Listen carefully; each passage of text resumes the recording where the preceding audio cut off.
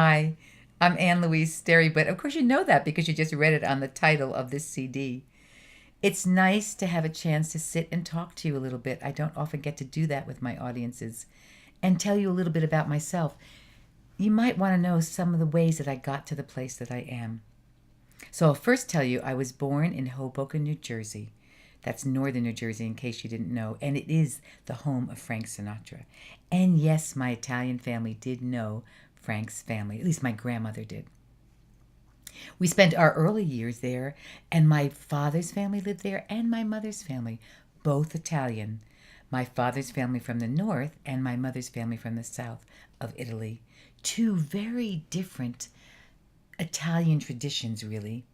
The northern people were much quieter and calmer, more almost like German people.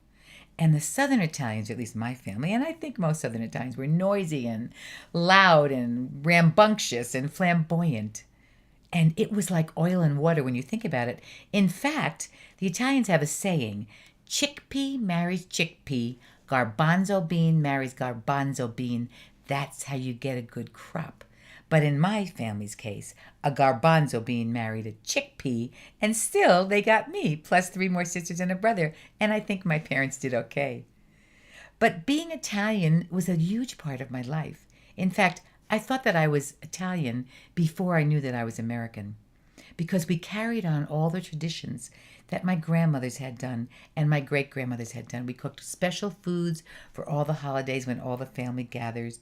We still cook those special foods. In fact, we taught our kids to cook those special foods, like ravioli. We make tiny little raviolis and we stuff them with pork and beef and spinach and cheese and eggs. Oh, it's delicious. And they're just tiny little ones, and the dough is so light they melt in your mouth.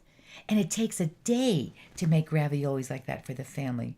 When my mother used to make them and my grandmother, we used to help when we were kids, you would make raviolis all day long. And we had a special rolling pin that had little squares. And when you rolled it over the dough, it made the square marks on the dough. And then you had another little wheel. I forget what it's called. It has little like zigzags on it, kind of like you might use for pizza. And then you rolled it back and forth where the lines were to cut the raviolis. Then you carried them all upstairs to the attic. This is how old I am when you think about it. You carried all that upstairs to the attic where you laid it out on sheets that were sprinkled with flour and you let it dry.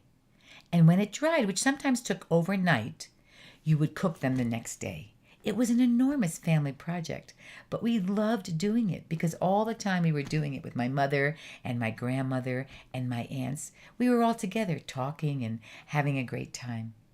Those are the kinds of things I remember about growing up in this big Italian American family.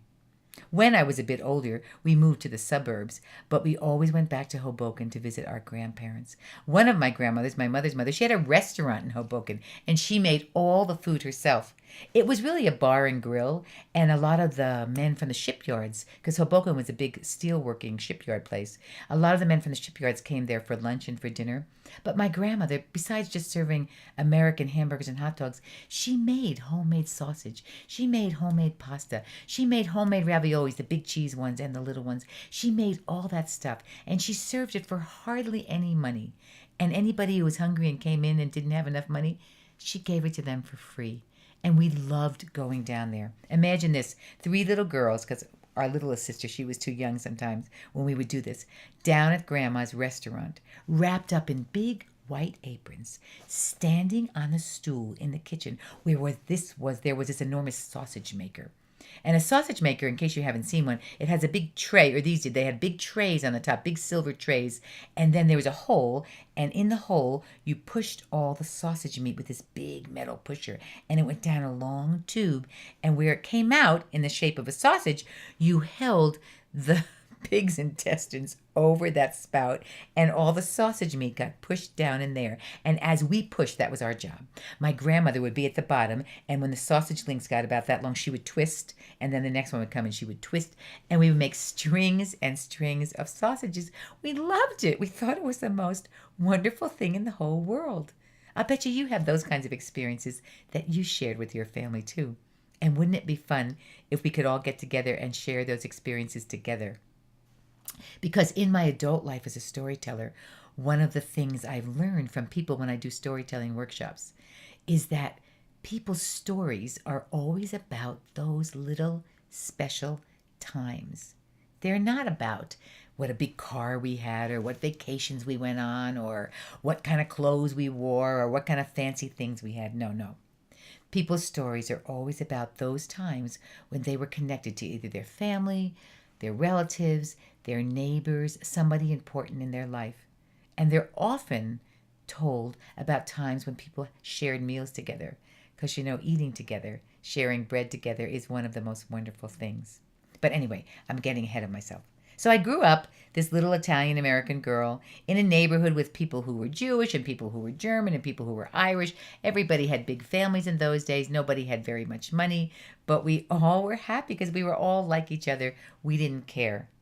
So for us, for instance, going to get pizza, actually, we hardly ever got pizza, but maybe once every 6 months, my mother got pizza for us. Doing that was an enormous treat because we didn't get to do that very often. We all ate at home around the dining room table. And I had one brother, he was older than I was by 2 years. And he was like the prince in our family because in Italian families, the sons are everything, I have to say. And so he was the only son, so he was like the king. And we had to help him do things like we had to help him make his bed, and we had to make his lunch sometimes. And when we were kids, my room was, you had to go through his room to get to my room and my sister. We shared the attic, and the attic stairs were in his room. For a while, he charged us a dime. Can you believe that? A dime to get through his room to go